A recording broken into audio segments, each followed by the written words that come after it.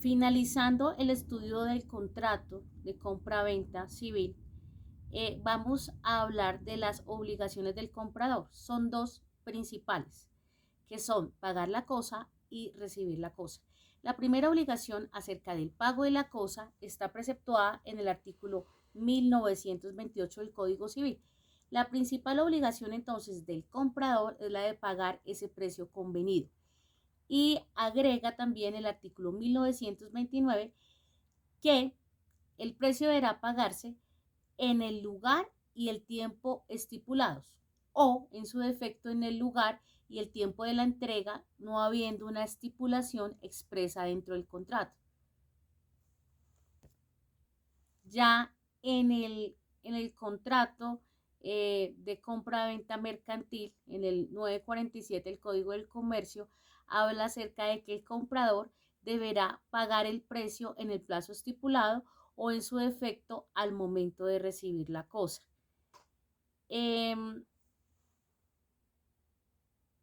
Si se llegase a presentar el incumplimiento en el pago, la legislación civil y la comercial señala que en caso de mora o incumplimiento del pago de la cosa vendida por parte del extremo contractual comprador, el vendedor podrá, en este caso, exigir el precio o la resolución del mismo de la venta con indemnización de los perjuicios en los términos que establece el Código del Comercio y la inmediata restitución de la cosa vendida, artículo 948 del Código del Comercio.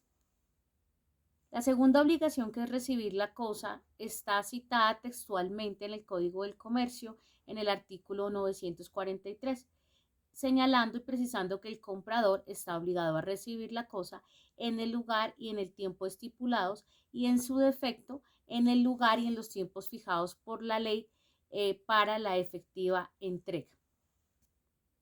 Y la consecuencia del incumplimiento en recibir puede dar lugar de igual forma a la indemnización de perjuicios que el comprador debe pagar al vendedor causados por la mora en recibir, salvo que el comprador no reciba la cosa porque al momento de la entrega esta presenta averías, defectos o fallas.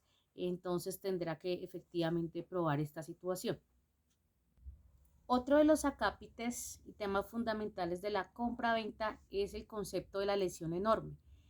¿Cuándo existe lesión enorme entonces? La lesión enorme existe cuando opera efectivamente una desproporción en el justo precio de la cosa que se vende o que se compra. La lesión enorme entonces podemos definirla como o podemos entenderla como un perjuicio que ocasiona en las compras y en las ventas efectuadas más para el comprador o en menos por el vendedor de la mitad del justo precio. La lesión enorme es entendida como el perjuicio que soporta una persona efectivamente cuando adquiere un bien por mucho más del justo precio o enajena por mucho menos del precio de ese bien. De acuerdo a lo que preceptúa la normatividad civil en el artículo 1947 del Código Civil, señala que el vendedor sufre de lesión enorme cuando el precio que recibe es inferior a la mitad del justo precio de la cosa que vende. Y efectivamente el comprador sufre lesión enorme cuando el justo precio de la cosa que compra es inferior a la mitad del precio que paga por ella.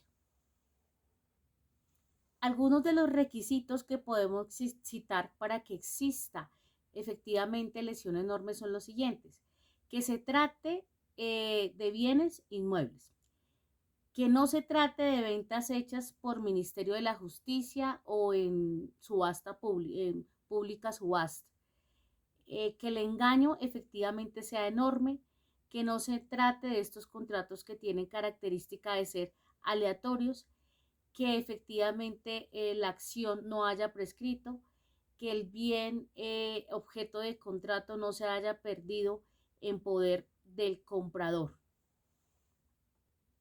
Efectivamente, si se da la lesión enorme, al presentarse esa lesión enorme, la parte o el extremo contractual perjudicada, vendedor o comprador, puede impetrar una acción rescisoria por lesión enorme para lograr el restablecimiento del equilibrio contractual de las prestaciones y el equilibrio contractual en este contrato.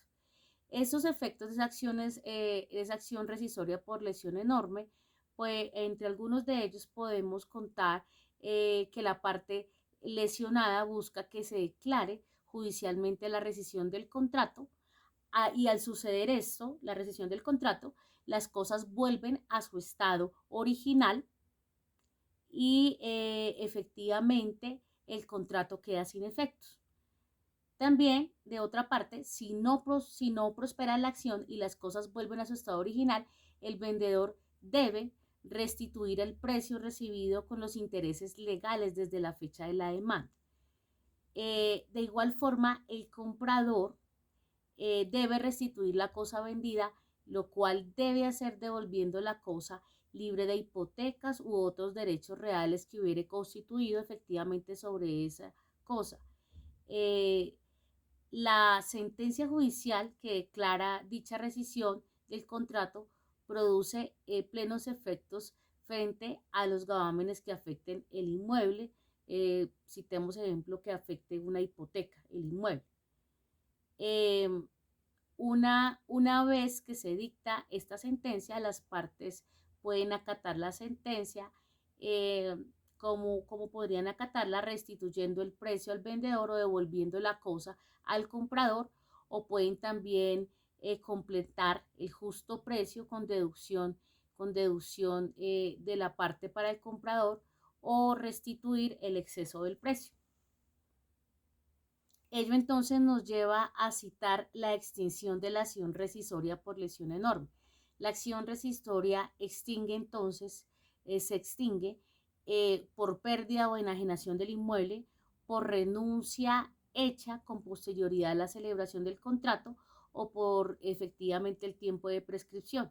La lesión enorme puede darse en otros contratos, entonces podemos de ocurrencia, puede darse de ocurrencia en otros contratos como en la aceptación, en la partición de herencia, en la permuta, en la hipoteca, en la permuta con inmuebles, en la dación en pago, en la figura de la anticresis.